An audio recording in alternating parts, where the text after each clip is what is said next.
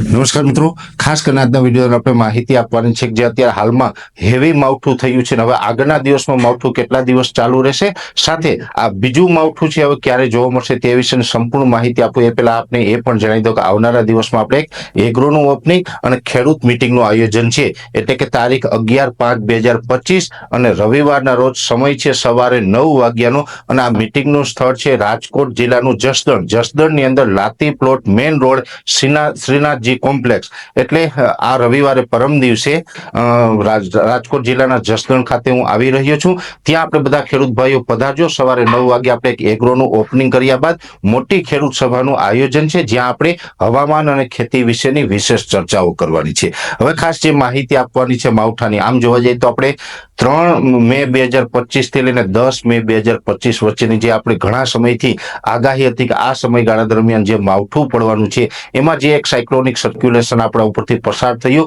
અને રાજ્યની અંદર હેવી માવઠું થયું. આજે 9 તારીખના રોજ જોવા જઈએ તો એ સાયક્લોનિક સર્ક્યુલેશન છે એ હવે આપણા ગુજરાત ઉપરથી પસાર થઈ ચૂક્યું છે. હવે આપણે એના અસરમાંથી મુક્ત થયા છે. હા, એક ચોક્કસથી વાત છે, મેં ગઈકાલે પણ જણાવ્યું હતું, આજે 9 તારીખે હવે વરસાદની તીવ્રતામાં ઘટાડો પણ થયો છે. જોકે વરસાદની તીવ્રતામાં ઘટાડો થયો છતાં પણ આજે 9 તારીખે અનેક જગ્યાએ છૂટાછવાયા હળવા વરસાદો નોંધાયા છે. હજુ આવતીકાલે 10 તારીખના રોજ પણ હળવા વરસાદ નોંધાઈ શકે અને બની શકે કે પરમ દિવસે 11 તારીખે પણ એકલ દોકલ છૂટાછવાયા વિસ્તારમાં હળવા વરસાદ નોંધાઈ શકે, કેમ કે આ એક મોટી સિસ્ટમ આપણી ઉપરથી પસાર થઈ છે. ઇતિહાસનું સૌથી મોટું માવઠું અત્યારે આપણા મે મહિનામાં જોયું છે, એટલે એવડી મોટી સિસ્ટમ પસાર થઈ હોય એટલે થોડા દિવસ માટે હળવા ઝાપટાના રૂપમાં એની અસર તો જોવા મળતી હોય છે. એટલે આજે 9 તારીખે જેવી રીતે છૂટાછવાયા ઝાપટાઓ નોંધાયા છે, એવી રીતે આવતીકાલે 10 તારીખ અને પરમ દિવસે 11 તારીખ એમ 2 દિવસ સુધી હજુ હળવા ઝાપટા નોંધાઈ શકે. જો કે પરમ દિવસે છે એકદમ છૂટાછવાયા અને ક્યાંક ક્યાંક જ ઝાપટાઓ જોવા મળશે. પરમ દિવસે બહુ અસર નહીં હોય અને જે અત્યારે વાદળછાયું વાતાવરણ છે એ પણ પછી ધીમે ધીમે ખુલ્લું થશે, એટલે કે આપણું ગુજરાતનું આખું આકાશ છે એ સંપૂર્ણ ખુલ્લું થતા લગભગ સમય લાગશે 13 મે સુધીનો.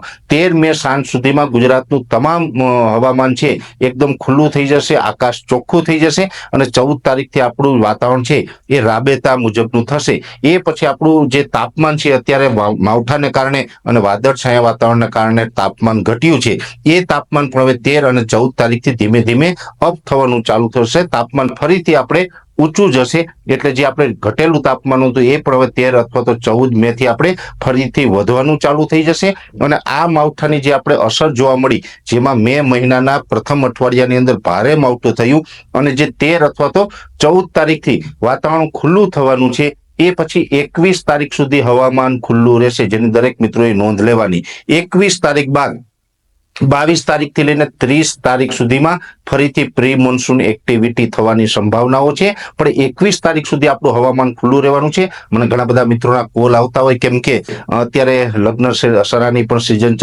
ચાલી રહી છે, ઘણી જગ્યાએ પ્રસંગ હોય, એટલે 15, 16, 17, 18 આ તારીખોમાં ઘણા બધા મિત્રોને ચિંતા છે કે આમાં માવઠું થશે કે નહીં. ત્યારે મારું જે બેઝિક અનુમાન છે ત્યાં સુધી 13 તારીખથી લઈને 21 તારીખ સુધી કોઈ માવઠું થાય તેવી શક્યતાઓ નથી. અચાનક જો કોઈ એવી પરિસ્થિતિનું નિર્માણ થશે તો ચોક્કસથી અમારા તરફથી માહિતી આપવામાં આવશે, પણ અત્યારે આપણે એટલું ચોક્કસથી નોંધ લેવાની છે કે હવે ધીમે ધીમે જે આ વાતાવરણ ચોખ્ખું થઈ રહ્યું છે, આવતીકાલે 10 તારીખ અને પરમ દિવસે 11 તારીખે પણ કોઈ જગ્યાએ છૂટાછવાયા ઝાપટા પડી જાય, એ પછી 12 તારીખથી પછી આપણે માવઠાની સંભાવનાઓ નથી. 13 તારીખથી વાતાવરણ ખુલ્લું થશે, એ 21 મે 2025 સુધી વાતાવરણ ખુલ્લું રહેશે. એટલે આપણા ગુજરાતીઓને ક્યાંય પણ કોઈ પણ પ્રકારની પરેશાની છે એ 13 થી લઈને 21 તારીખ સુધીમાં થાય તેવી કોઈ શક્યતાઓ નથી. એટલે કોઈ મિત્રોએ ડરવાનું કે ગભરાવાનું નથી. છતાં પણ અચાનક વાતાવરણમાં ઘણી વખત બદલાવ આવતા હોય, ફેરફાર થતા હોય તો ચોક્કસથી અમારા તરફથી માહિતી આપવામાં આવશે. પણ અત્યારનું આજની તારીખે 9 તારીખે બપોર પછીનું જે અમારું પ્રિડિક્શન છે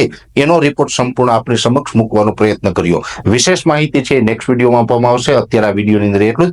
અંતમાં દરેક મિત્રોને વિનંતી રહેશે કે આ વિડીયો લાઈક આપીને દરેક ગ્રુપમાં શેર કરવો અને આ ચેનલને સબસ્ક્રાઇબ કરવી. નમસ્કાર.